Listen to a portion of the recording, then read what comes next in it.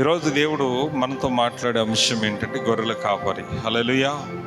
గొర్రెల కాపరి. ఆమేన్. దేవునికి మహిమ కలుగునుగా. చూద్దాం. యోహాను సువార్త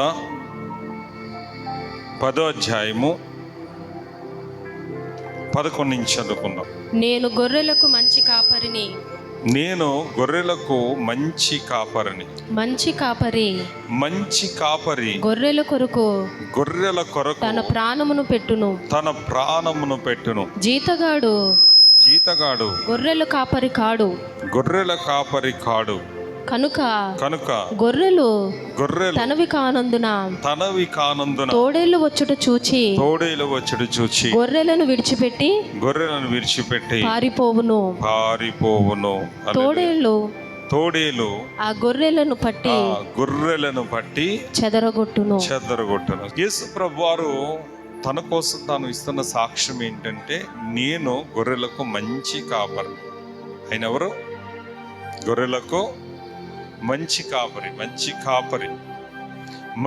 కాపరి తన గొర్రెల కొరకు ఏం చేస్తాడట? ప్రాణం పెడతాడట. మంచి కాపరి తన గొర్రెల కొరకు ప్రాణం పెడతాడు. ఈరోజు దేవుడు తన ఆత్మ ద్వారా ఒక సేవకుని ఎన్నుకొని కొన్ని ఆత్మలను అప్పగించి దేవుడు స్వరక్తం ఇచ్చి సంపాదించిన సంఘాన్ని కాయడానికి పరిశుద్ధాత్మ దేవుడు అధ్యక్షులుగా ఎన్నుకొని నమ్మకంతో కొన్ని గొర్రెలను అప్పగిస్తాడు. ఆయన కొంచెం గొర్రెలను అప్పగిస్తాడు. ఎందుకంటే పేతురుకు గొర్రెలను అప్పగించినప్పుడు ఆయన ఒక మాట చెప్పాడు. పేతురు, నువ్వు నన్ను ప్రేమిస్తున్నావా? అవునయ్యా, నేను నిన్ను ప్రేమిస్తున్నాను. అయితే నా గొర్రెలను కాయము అంటాడు. మరొకసారి యేసు అడుగుతాడు, పేతురు, నువ్వు నన్ను ప్రేమిస్తున్నావా? అయ్యా, నేను నిన్ను ప్రేమిస్తున్నాను అన్నప్పుడు నా గొర్రెలను మేపము అంటాడు.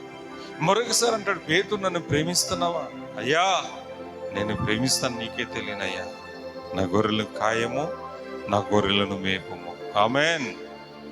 ఈరోజు దేవుడు ఒక సేవకుడిని ఈ లోకం నుంచి ఎన్నుకొని ఏ యోగ్యత లేని వారిని, ఏ అర్హత లేని వారిని, ఏ మాత్రం కూడా ఎన్నిక లేని వారిని, బలవంతులను సిగ్గుపరచుటకు దేవుడు బలహీనలను ఎన్నుకున్నాడు.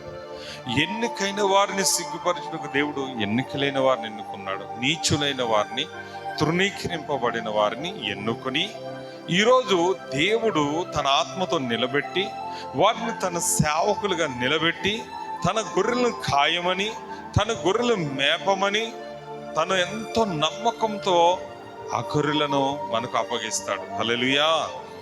అయితే ఆ సేవకుడు ఎలా పనిచేయాలంటే మంచి గొర్రెల కాపరిలా ఉండాలి. ఎలా ఉండాలి? మంచి గొర్రెల కాపరిలా ఉండాలి. అవసరమైతే ఆ గొర్రెల కొరకు తను కూడా ప్రాణం పెట్టాలి. అవును, తోడేలు వస్తుంది. తోడేలు పని ఏంటంటే మందను చెదరగొట్టాలి. ఆమేన్. మందరం చెదరగొట్టాలి, వాడి పని అదే. అందుకే వాడు ఏం చేస్తాడు? నేను ఫస్ట్ కాపరి మీద అటాక్ చేస్తాడు. వాడు ఎవరి మీద అటాక్ చేస్తాడు? ఫస్ట్ గొర్రెల జోలికి రాడు. గొర్రెను ఒక్కోదాన్ని పట్టుకుని తినడానికి వాడికి చాలా టైం పడుతుంది కనుక వాడు ఆలోచన ఏంటంటే, ఎవరైతే కాపరిగా ఉన్నారో, ఎవరైతే గొర్రెలు కాస్తున్నారో, ఎవరైతే గొర్రెల కోసం ప్రాణం పెడుతున్నారో ఆ గొర్రెల కాపరిని వాడు అటాక్ చేస్తాడు. అయితే గొర్రెల కాపరి జీతగాడైతే గొర్రెలు విడిచి పారిపోతాడంట. కానీ మంచి గొర్రెల కాపరైతే ఆ తోడేలతో పోరాడతాడు. ఆ తోడేలు తో పోరాడతాడు, ప్రాణం పెడతాడు. కానీ ఎప్పుడైతే ఆ కాపరిని వాడు పడగొట్టాడో, గొర్రెలు ఒంటరి అయిపోతే తోడేలు ఆ గొర్రెలను చెరపడుతుంది. అది సైతాను ప్లాన్ ఏంటంటే ఫస్ట్ వాడి దృష్టి అంతా కూడా సంఘం మీద కాదు, విశ్వాసుల మీద కాదు. వాడి దృష్టి అంతా ఎవరి మీద ఉంటుందంటే కాపరి మీద. ఎవరి మీద పెడతాడు వాడు? అవును, దైవజనుడి మీద, దైవజనురాల మీద వాడు ఎక్కువ గురి పెడతాడు. ఎందుకంటే వారిని పడగొడితే చాలు సంఘం చెదిరిపోద్ది. తోడేలు టార్గెట్ అంతా గొర్రెలు, ఒక్కొక్క గొర్రెను వాడు ఎత్తుకోవాలంటే వాడికి చాలా టైం పడుతుంది. కానీ వాడి టాస్క్ అంతా ఏంటంటే గొర్రెల కాపరి మీద అటాక్ చేయాలి, గొర్రెల కాపరి కుటుంబం మీద అటాక్ చేయాలి. కాపరిని పడగొట్టడం వాడి ప్లాన్, కాపరిని తరిమేయడం వాడి ప్లాన్, కాపరిని నశింప చేయడం వాడి ప్లాన్, కాపరిని సంఘం మొదలుపెట్టి పారిపోయేలా చేయడం వాడి ప్లాన్. జాగ్రత్తగా ఉండాలి సహోదరి సహోదరుడు. సేవకుడా, సేవ అంటే కనపడినంత ఈజీ కాదు, కనపడినంత సులువైంది కాదు. ఏదో ఈరోజు చక్కగా పాస్టర్ గారు మంచి టిప్ టాప్ గా ఉన్నారు, మంచి బట్టలు వేసుకుంటున్నారు, వాళ్ళు మంచి కార్లు తిరుగు మేడలు, వాళ్ళకేంటి హ్యాపీ అనుకుంటున్నారు. కానీ ఈ స్థితికి రావడానికి ఎంత నలగొట్టబడితే ఈ స్థితి వచ్చిందో తెలుసా మీకు? ఎంత శ్రమ అనిపిస్తూ వచ్చింది ఈ స్థితి తెలుసా మీకు? ఎన్ని శ్రమలు, ఎన్ని నిందలు, ఎన్ని వ్యతిరేకతలు, ఎన్నిసార్లు ఎందుకు ఈ సేవ, దీనికన్నా చావే మంచిది అన్న రోజులు చాలా ఉన్నాయి. తిరుగుబాట్లు, వ్యతిరేకతలు, దోషాలు, అబద్ధాలు, నిందలు, వ్యతిరేకతలు, ఎన్నో పరిస్థితులు, అనారోగ్యాలు, భయంకరమైన యాక్సిడెంట్లు, ప్రాణాపాయ స్థితి, యాక్సిడెంట్లు, భయంకరమైన పరిస్థితులు. ఆఖరికి మేలు పొందిన వారు ఎన్నెన్నో మేలు చూస్తున్నా తిరిగి మమ్మల్ని దూషించడం, మమ్మల్ని బెదిరించడం, మమ్మల్ని వ్యతిరేకించడం. శ్రమలలో మరి నలగొట్టబడకుండా ఆ సేవకుడు పరిపూర్ణతకు రాలేడు. ఆమేన్. శ్రమలలో నలగొట్టబడాలి, ఒత్తులు నలగొట్టబడాలి. ఆఖరికి తను తాను సిలువనెత్తుకుని తన ప్రాణము సైతం ఉపేక్షించుకుని ఆ సేవకుడు, ఆ సేవకురాలు ఆ ప్రభువును వెంబడిస్తేనే గాని ఆ సేవా పరిచయను వారు కొనసాగించగలరు. ఈరోజు సహోదరి సహోదరుడా, చాలా మంది ఈ లోకంలో ఉన్నారు, నశించిపోతున్న వారు ఉన్నారు ఈ లోకంలో, బలహీనులైన వారు, రోగులైన వారు ఉన్నారు, HIV రోగంతో బాధపడుతున్న వారు ఉన్నారు, TB రోగంతో బాధపడుతున్న వారు, భయంకర క్యాన్సర్స్తో బాధపడుతున్న వారు, భయంకరమైన తాగుబోతులు, దొంగలు, వ్యభిచారులు, మూర్ఖులు, పాపులు, ఎంతో మంది నరకానికి వెళ్ళిపోయేవారు ఉన్నారండి ఈ లోకం. వారందరి భారం నా మీదే ఉందనిపిస్తుంది నాకు. ఆ విగ్రహార్థులు జాతర చేస్తూ గొంతులు వేస్తూ, ప్రభా ఎప్పుడు మారుతారా వీళ్ళంతా, ఈ భారం అంతా నా మీదే ఉందయ్యా. ఈ పాపులు ఈ భయంకరమైన పరిస్థితులు వంచిస్తున్న ఈ భారం అంతా నా మీదే ఉంది. ఈ త్రాగుబోతులు, ఈ పాపులు, దొంగలు, వ్యభిచారులు, వీరందరి భారం నా మీద ఉందని ఒక భారము మోపబడి ఉంటుంది ఇప్పుడు కూడా. దాని కోసం ఎప్పుడు చింతపడుతుంది, ఎలా ప్రభా వీళ్ళందరికీ రక్షణ ఎలా వస్తుందని ప్రభు సన్నిధిలో గదిలోకి వెళ్ళి వారి కోసం ప్రార్థన చేస్తూ ఉంటాం. దేనికి స్తోత్రం.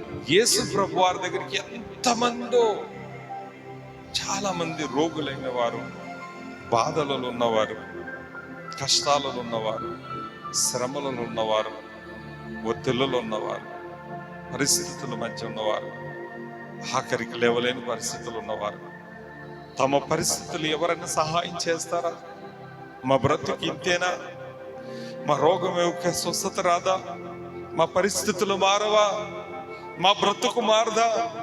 పాపైన మా జీవితాన్ని మార్చే దేవుడు ఎవరున్నారు? మమ్మల్ని ఆదుకున్నారు ఎవరున్నారని చాలా మంది దిక్కులేని స్థితిలో యేసయ్య దగ్గరికి వస్తే ఆయన వారిని చూసి కనికరపడ్డాడట. ఎందుకో తెలుసా? వారందరికి ఎవరు లేరట. ఎవరు లేరు? కాపరి లేడు. ఆమేన్. ఎవరు లేరండి? నీకు కాపరి దొరికాడు కనుక అదృష్టం అమ్మా నీది. కాపరి నువ్వు వెనకంజ వేయకు, వాడు నీ మీద అటాక్ చేయడానికి వాడు ప్రయత్నం చేస్తాడు, నీ కుటుంబాన్ని నాశనం చేయడానికి వాడు నీ కుటుంబంలోకి ప్రవేశిస్తాడు. అవసరమైతే నీలో లేకపోతే నీ భార్యలో, నీ బిడ్డల్లో వాడు వచ్చి అనేక రకాల శోధనలకు గురి చేసి నిన్ను ఏదో రకం పడగడు, లేదా అనారోగ్యాలు కలగజేస్తాడు, లేకపోతే ఫైనాన్షియల్ ఇబ్బందులు కలగజేస్తాడు, లేకపోతే నీ మీద నిందించే వాళ్ళని పంపిస్తాడు, నీ మీద వ్యతిరేకించే వాళ్ళని పంపిస్తాడు, నీ మీద రాళ్ళు వేసే వాళ్ళని పంపిస్తాడు, నీ మీద అనేక రకాల శోధనలన్నీ తీసుకొచ్చే వాళ్ళని పంపించిన ఏమాత్రం భయపడకుండా కాపరి నిలబడి కలిగినప్పుడు దేవుడు నిలబెట్టి ఆ సంఘాన్ని, ఆ కాపరి గొర్రెలను కూడా కాపాడగల సామర్థ్యం కలిగిన కాపరిని పడగొట్టడానికి వాడు వాడుకునే ఆయుధం ఏంటి తెలుసా? చెప్పండి. Discourage spirit. చెప్పండి, ఏంటది డిస్కరేజ్ స్పిరిట్ అంటే తెలుసా? నిస్పృహ, నిరాశ. చాలా మంది సావుకులు ముందుకు వెళ్ళకపోవడానికి ఈ స్పిరిట్ వాడతాడు ఎక్కువ. ఇటువంటి స్పిరిట్ వాడతాడు. ఇంతేనా జీవితం? ఇంకా ఇంకా నా బ్రతికింతే, నా బ్రతుకు మారదు, ఇంకా నా జీవితం ఇంతే, నేను చేయలేను. ఎప్పుడు ఇతరులతో కంపేర్ చేసుకోకూడదు. కంపేర్ ఎవరితో చేసుకో. నీ సేవ, నీ పిలుపు, నీ స్వార్థ అంతే. హల్లెలూయా. అవును, ప్రత్యేకించి నేను వాడుకుంటా నీ సేవలో. రక్త ఖచ్చితంగా వాడుకుంటాడు. పేతురు గారిని వాడుకున్నట్టు పేతురు గారిని వాడుకుంటాడు. సమయలు గారిని వాడుతూ ఒక పేతురు గారు అని చాలు, ఒక సమయలు గారు అని చాలు. అలాగే నువ్వు ఒక పేతురు గారిలా అన్న అయిపోవాలి, అలాగే ఒక సమయలు గారిలా అయిపోవాలని ఎప్పుడు అనుకోకు.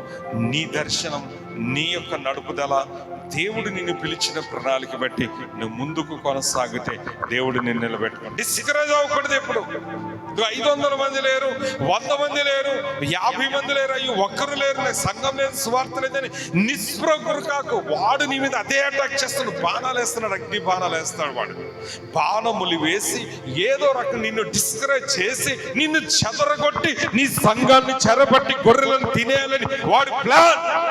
ఇది నీకు అర్థం కావడం చాలా మంది సేవకుల జీవితంలో అర్థం కాక వాడితో ఏమాత్రం కూడా డిఫెన్స్ చేయలేకపోతున్నారు. డిఫెన్స్ చేయాలి, వాడితో డిఫెన్స్ చేయాలంటే మనం కూడా ఖచ్చితంగా వాడితో పోరాడాలి, ప్రాణం సైతం తెగించి పోరాడాలి.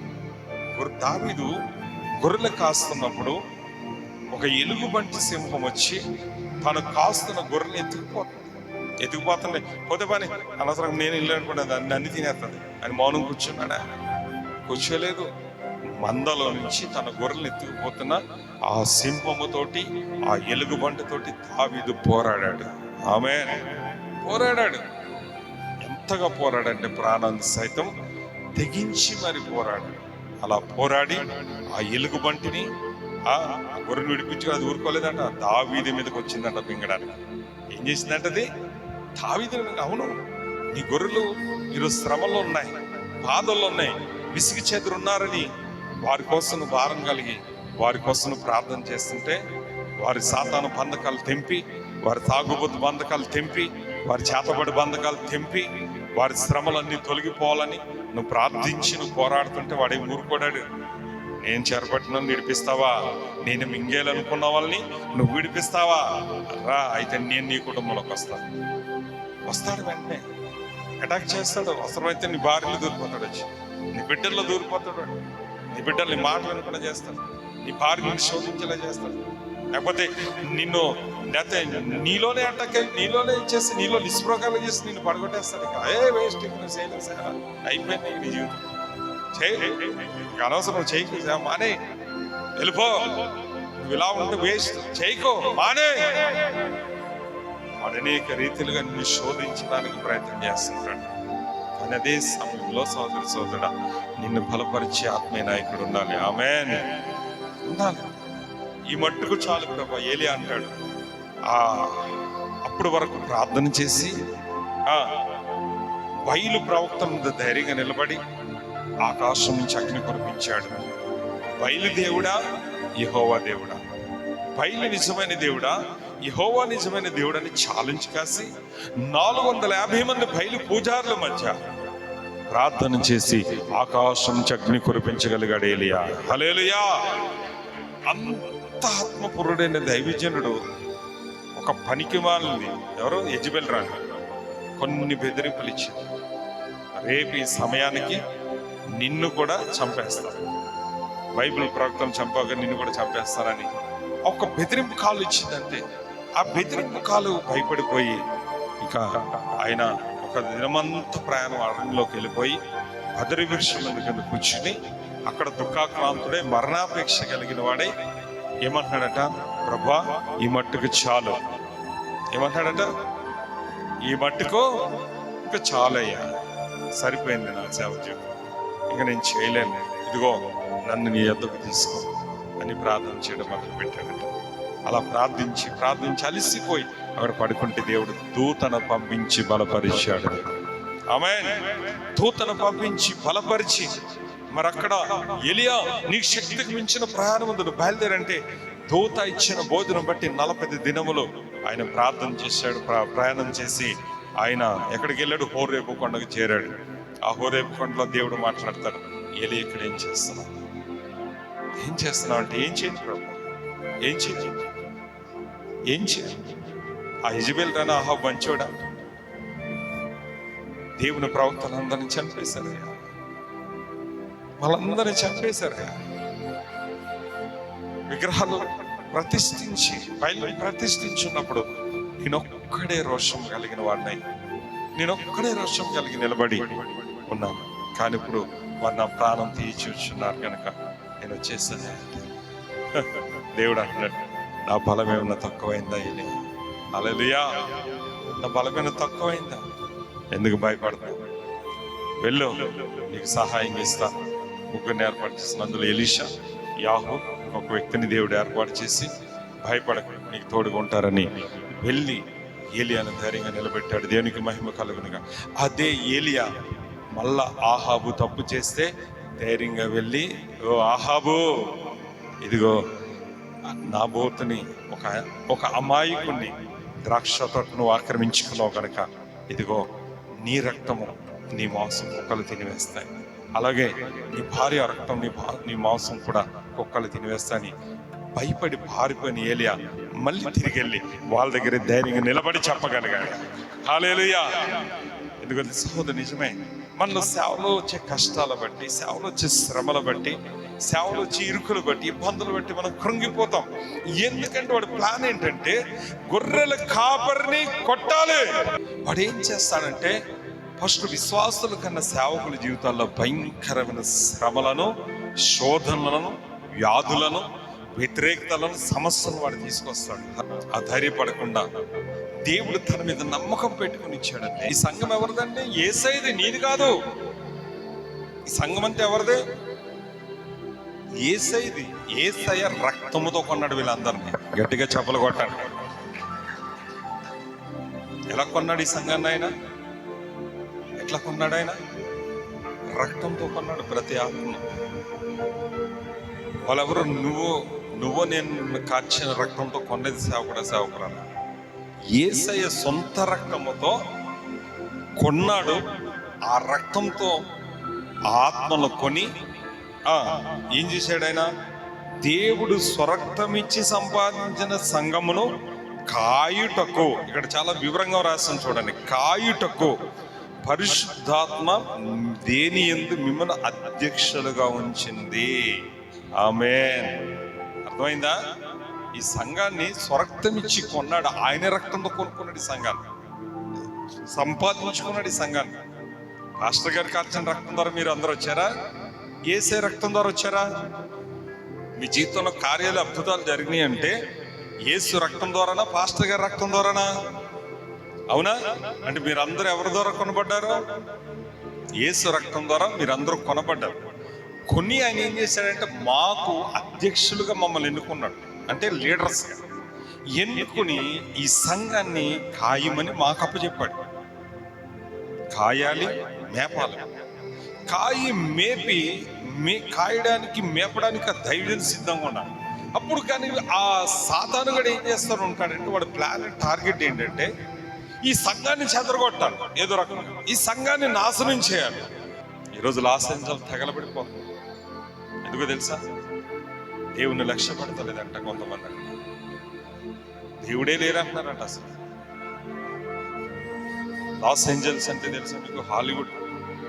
హాలీవుడ్ యాక్టర్స్ అంట.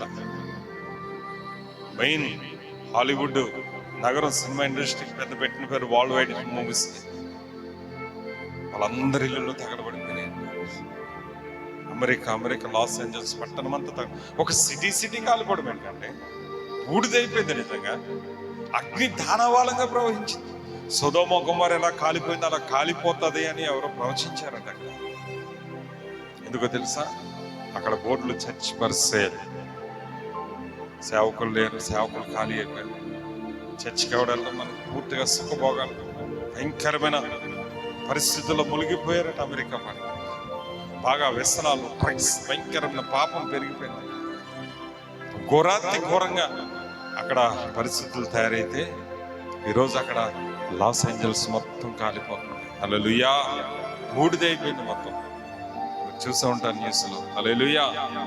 ఈరోజు అలాంటి పరిస్థితులు ఎందుకు వచ్చాయంటే ఆ సంఘాలన్నిటినీ సాతానుడు ఏం చేశాడు? చెదరగొట్టేశాడు. గొర్రెల కాపరిని చెదరగొట్టి ఆ సంఘాల్లో ఉన్న గొర్రెలన్నిటిని కూడా చెరపట్టి ఆ సంఘాన్ని నాశనం చేయడానికి వాడు ప్రయత్నం చేశాడు. ఈరోజు నువ్వు సేవకుడుగా, సేవకురాలుగా దేవుడు నేను ఎన్నుకున్నాడంటే అది నీ నీతిని బట్టి కాదు, నీ మంచితనాన్ని బట్టి కాదు, నీ గొప్పతనాన్ని బట్టి కాదు. దేవుడు పనికిరాన్ని నేను ఎందుకు అనుకున్నాడో తెలుసు. నువ్వు అతిశయించకూడదు దేవుని ఎదుట. ఏ శరీరయు దేవుని ఎదుట అతిశయించకూడదని నీచులైన మనల్ని, తృణీకరింపబడిన మనల్ని, వెలివేయబడ్డ నిన్ను నన్ను, త్రోసివేయబడిన నిన్ను నన్ను హేళన చేశారండి. కనీసం ఇంత గౌరవం కూడా ఇవ్వలేదు.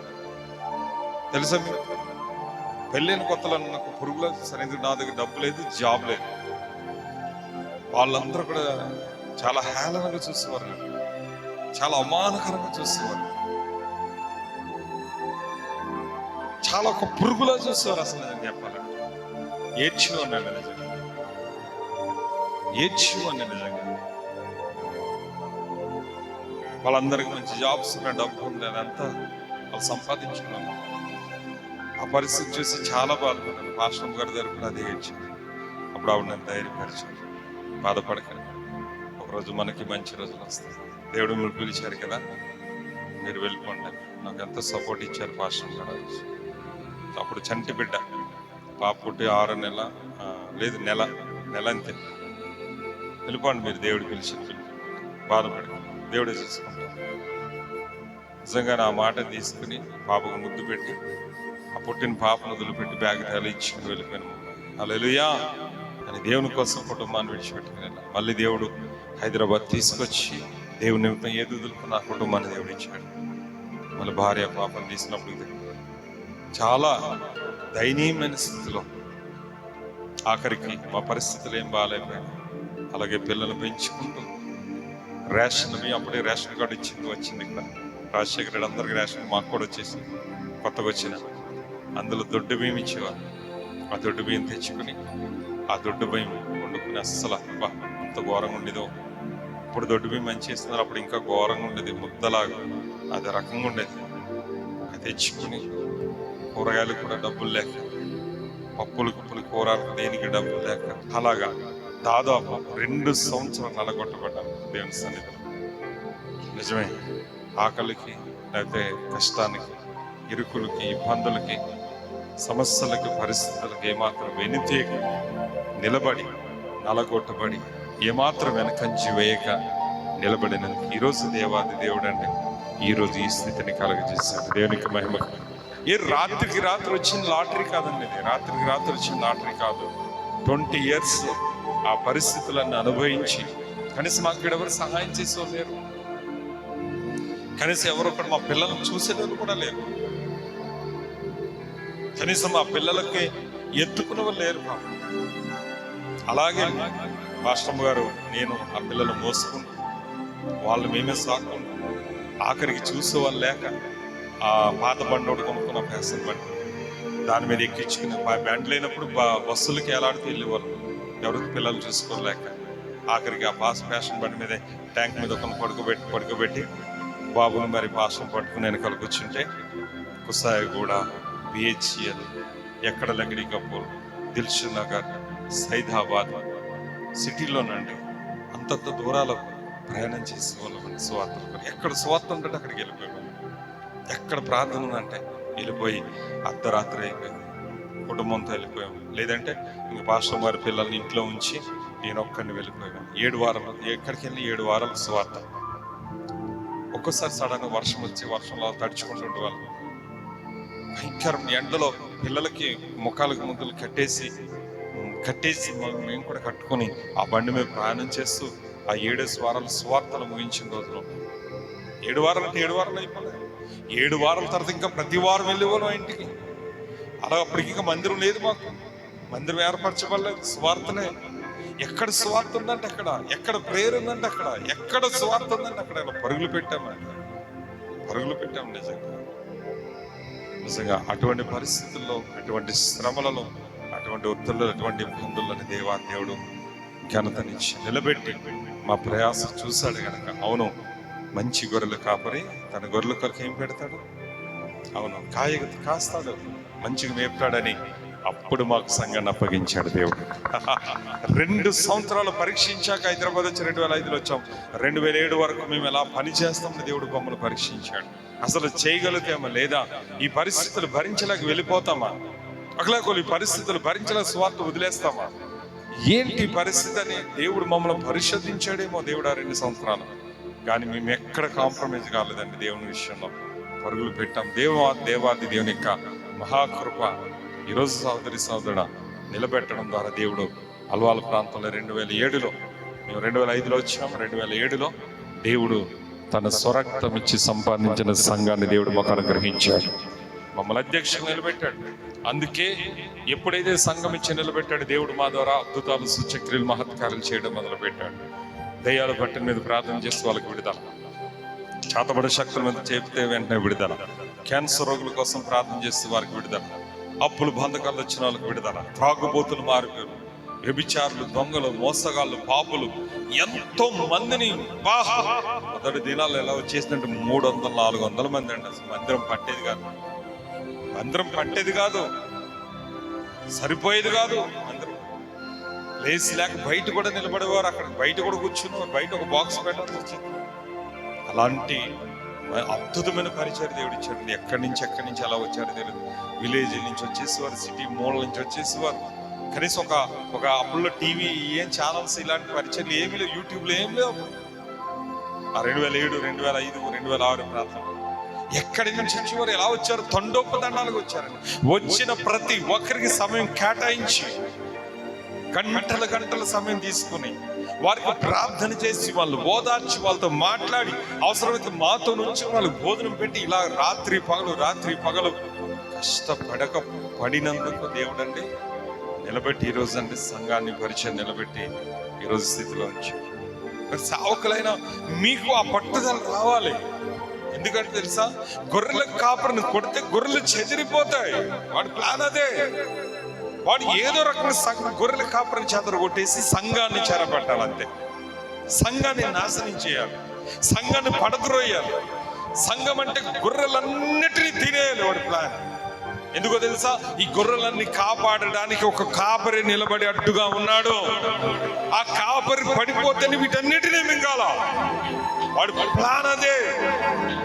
కనుక చాలా జాగ్రత్త కలిగి ఉండాలి. ఇక్కడ ఏమన్నా దేవుడు స్వరక్తం, మళ్ళీ చదవమది, దేవుడు స్వరక్తం ఇచ్చి సంపాదించిన సంఘమును 20 అధ్యాయము 28 కాయుటకు పరిశుద్ధాత్మ మిమ్మును దేనియందు అధ్యక్షులుగా ఉంచెనో ఆ యావత్తు మందను గూర్చి జాగ్రత్తగా ఉండాలి. మీ మట్టుకు మిమ్మును గూర్చి కూడా చాలా జాగ్రత్తగా. ఆమేన్, ఆమేన్. చాలా జాగ్రత్త సేవకుడు. నీ మట్టుకు నువ్వు కూడా చాలా జాగ్రత్తగా ఉండాలి. అలాగే మందను గురించి కూడా జాగ్రత్తగా ఉండాలి. అంటే నువ్వు పడిపోకూడదు, మంద పడిపోకూడదు. గట్టిగా చప్పలు కొట్టాలి. హల్లెలూయా. నువ్వు పడిపోకూడదంటే ఏం చేయాలి? నిన్ను నువ్వు భద్రపరచుకోవాలి దేవునిలో. జాగ్రత్తగా అపవాది తంత్రాలు ఎరగాలి.